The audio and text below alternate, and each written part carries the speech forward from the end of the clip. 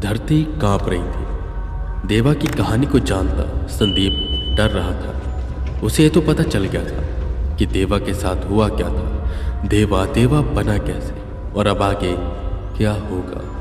वो ये समझ नहीं पा रहा था कि ये धरती एकदम से कांप क्यों रही है और अब जमीन के दो हिस्से होने लग गए। धरती कांपती कांपती बीच में से फटने लगी और जैसे ही धरती फटी, संदीप उस धरती के अंदर समा गया।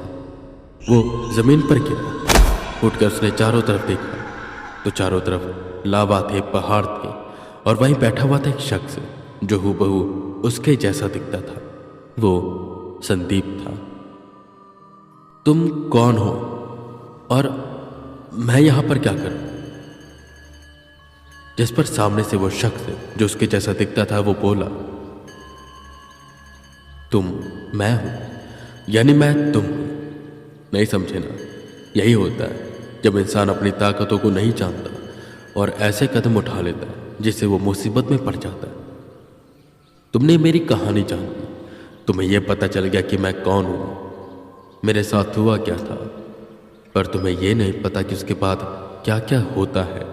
मैं कैसे एक तिलस्मी पत्थर के पीछे पड़ता हूँ, कैसे मैंने कितने जन्म बदले, आखिर में कैसे मुझे वेदा ने कैद किया और अब कैसे तुमने मुझे आज़ाद कर दिया। खैर, इन सब की कोई ज़रूरत तो नहीं है। तू बस ये जान ले कि तेरी जो ताकत है ये तेरी कमज़ोरी भी है। तू भले ही मेरी कहानी को पढ़ सकता है उसका हिस्सा बनकर, पर तू ये नहीं जानता कि जहाँ पर हम खड़े हैं वो जगह क्या है। मेरी कहानी को पढ़ने के लिए तूने अपने शरीर से अपनी आत्मा को मेरी इस आत्मा से मिलाया, मेरी कहानी का तू हिस्सा बना और अब जिस जगह पर तू है ये वो जगह है जहाँ से तेरी आत्मा तेरे शरीर में जाएगी और मेरी आत्मा इस चार में। पर तू जानता है कि अब क्या होगा? मैं यहाँ से तेरे शरीर में जाऊँगा और तू चार में। तेरे पास इतनी ताकत नहीं है कि तू मेरा सामना कर सके और मैं जानता था कि तू मूर्ख है, कुछ ना कुछ ऐसा ज़रूर करेगा और तूने ऐसा ही किया। तू मेरी कहानी को जानने का इतना इच्छुक था कि तू मध्य में आ गया और मध्य ऐसा है कि जहाँ पर तेरी और मेरी आत्मा दोनों एक ही स्थान पर खड़ी है। तुझे क्या लगा कि जो तेरी ताकत है बस तेरे पास ही है? मैं बहुत से ऐसे लोगों से सामना कर चुका हूँ जिनके पास ऐसी ताकतें रही हैं। शायद तू उनका कोई वंशज हो आगे का, पर उस वक्त मैं मेरे शरीर में होता था और इस वक्त मैं मेरी आत्मा में, और मैं ये नहीं जानता था कि मैं इस ताकत की मदद से बदल सकता हूँ। अब मैं तेरे शरीर में जाऊँगा और किसी को पता नहीं चलेगा कि ये देवा है या संदीप, और तू इस चार में जाएगा और किसी को पता नहीं चलेगा कि ये संदीप है या देवा है। मैं तो दुनिया की नज़रों में कैद ही रहूँगा, पर मैं अपनी नज़रों में और तेरी नज़रों में आज़ाद हूँ। और इतना ही नहीं, मैं तेरी ताकतों को भी अपना सकता हूँ क्योंकि मैं तेरे शरीर में जा रहा हूँ और मैं तेरी यादों को भी पढ़ सकता हूँ।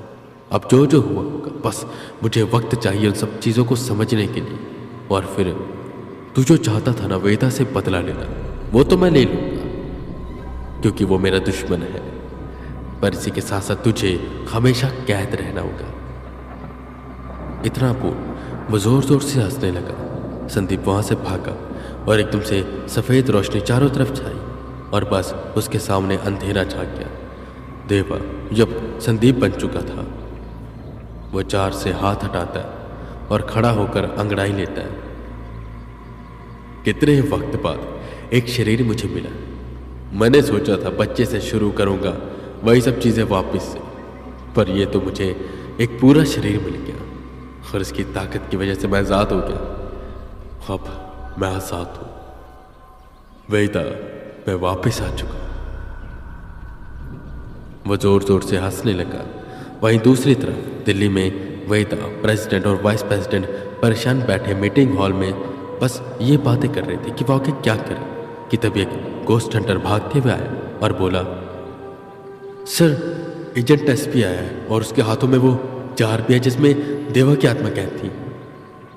ये सुन सब खड़े हुए और बाहर आए तो वहां पर एजेंट एसपी यानी कि संदीप खड़ा था, हाथों में वो जार लिए जिसमें सबको लग रहा था कि देवा की आत्मा है। खैर उसने उस जार को जमीन पर रखा और नाक रगड़ कर माफी मांगने लगा।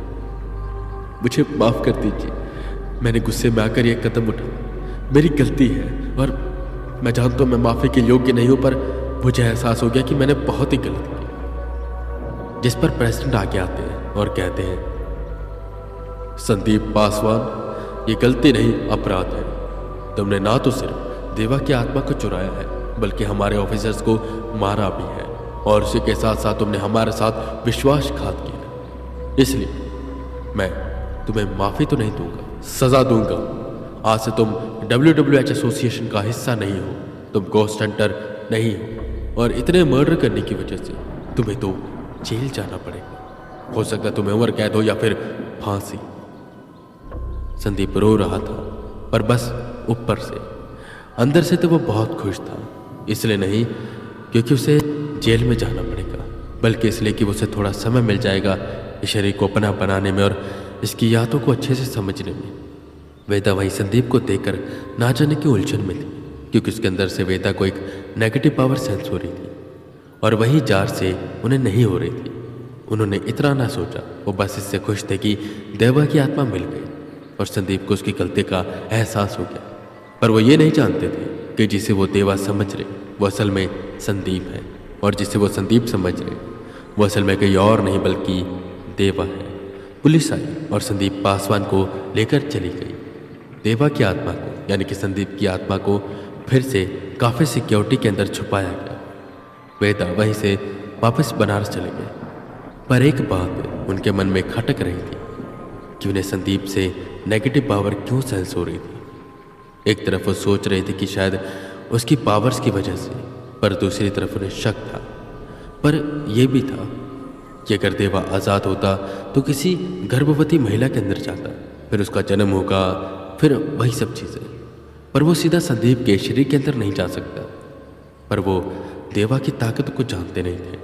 खैर, उन्हें काफ़ी उलझन थी, पर उनका मन ही जानकर हल्का हो गया था कि देवा वापस से कैद हो गया। वहीं दूसरी तरफ जहाँ वो चैन की सांस लेते कि तुरंत आर्यन का फ़ोन आ गया। आर्यन का फ़ोन मतलब नया मिशन, पर वो ये नहीं जानते थे कि मिशन उन्हें कहीं और ही लेकर जाएगा। कहीं और मतलब आउट ऑफ इंडिया। यह मिशन आया था अफ्रीका से, और अफ्रीका से मिशन मतलब वेदा के लिए अलग चैलेंज। उनका कल्चर अलग है, इंडिया का कल्चर अलग है, उनकी भाषा अलग और वेदा की भाषा अलग। ऐसे में कैसे सब चीज़ें संभालेंगे। पर आर्यन का कहना था कि मिशन बहुत ही ज़्यादा सेंसिटिव है, एक बच्चे की जान खतरे में है, तो वेदा इसे नज़रअंदाज नहीं कर सकते थे।